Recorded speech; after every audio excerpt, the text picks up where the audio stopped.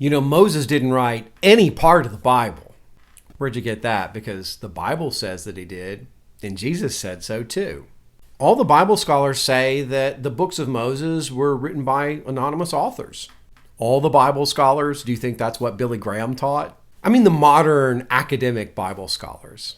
And what information do these modern scholars have that Jesus and Billy Graham didn't have? Well, the documentary hypothesis says that the books of Moses were edited together from earlier sources. How do you think they came to that conclusion? Are there new archaeological discoveries of earlier manuscripts? I'm not really sure, but they say that they all agree that Moses didn't write it. The Dead Sea Scrolls contain the oldest surviving manuscripts of the books of Moses. Those are in the same form we know of today. Nobody has ever found any archaeological evidence or manuscripts for these earlier hypothetical sources. Really? But these scholars on TikTok are so confident. Con man is short for confidence man. The confidence hides the lie. These supposed sources are just someone's opinion. They can't even agree on which passages come from which hypothetical sources because their analysis is completely subjective. Hold on, are you telling me that their analysis isn't scientific? These guys keep talking about data over dogma.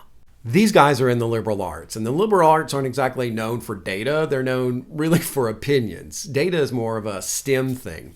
Back in the late 1800s, when this whole multiple sources thing started, some people had the idea that repetition and the use of different names for God indicated different authors. But over time, as we have discovered more ancient manuscripts and read them, we found that repetition is really, really common in ancient literature.